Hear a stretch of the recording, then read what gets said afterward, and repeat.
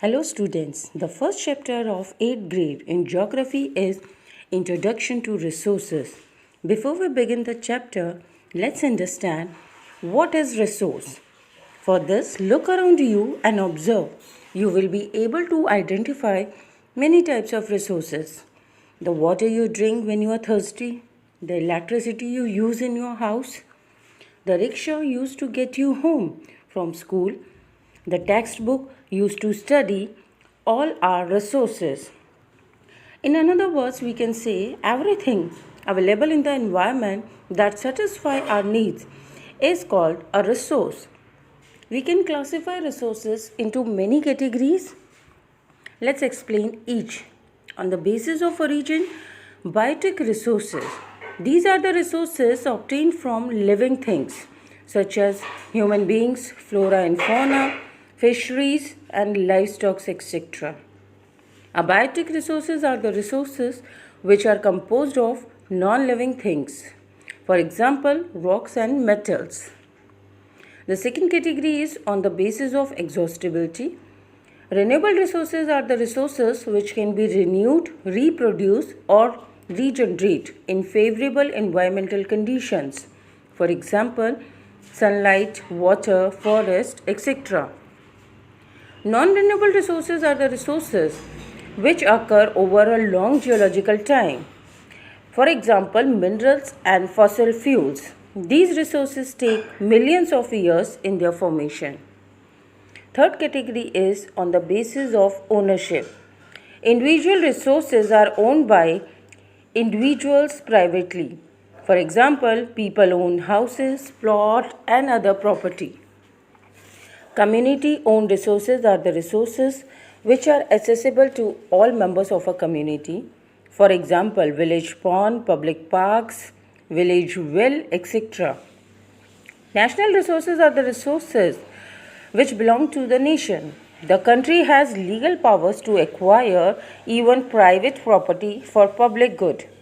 All the minerals, forest, land, wildlife within the political boundaries and oceanic area up to 12 nautical miles from the coast belong to the nation. International resources are the resources which regulate some resources. The oceanic resources beyond 200 nautical miles of exclusive economic zone belong to open ocean and no individual country can utilize these resources without permission. Fourth category is on the basis of status of development. Potential resources are the resources which are found in a region but have not been utilized. For example, the western part of India, particularly Gujarat and Rajasthan, have enormous potential for development of wind and solar energy. But so far, these have not been developed properly.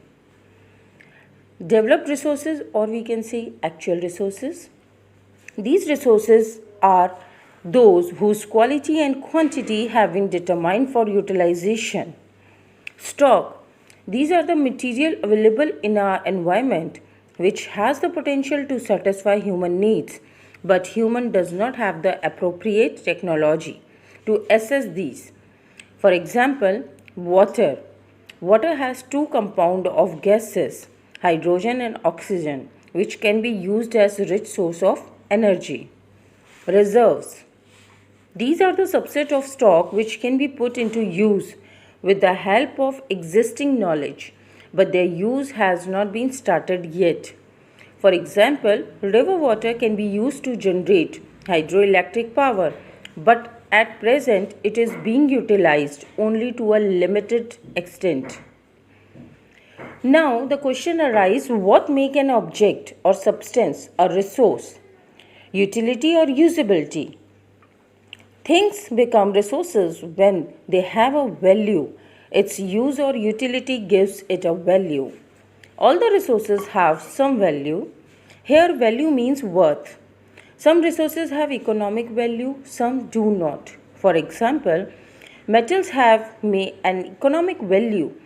A beautiful landscape may not, but both are important and satisfy human needs. Development of resources is very essential for human survival as well as maintaining the quality of life.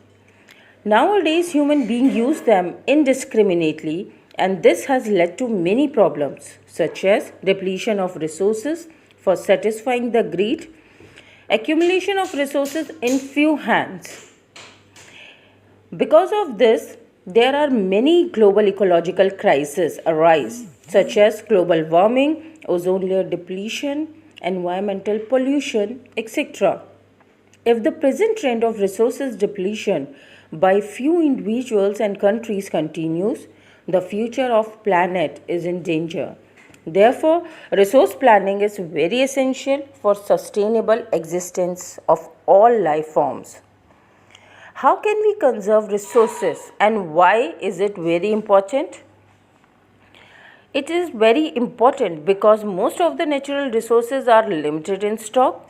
Even some of the renewable resources can become scarce if they are not used judiciously.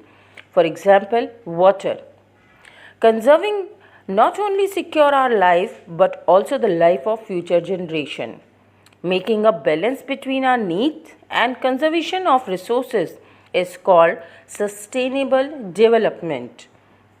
Now, how can we use sustainable development? For this, we should follow the 3R principle. Here, the first R is reduce, means we need to reduce our consumption. The second R is reuse. So, we should reuse all the things as much as we can. Third R is recycle. We should use the things which are recyclable. So, it's our responsibility to maintain and preserve the life support system that nature provides. We need to ensure that all types of resources are sustainable. The diversity of life on the earth is conserved.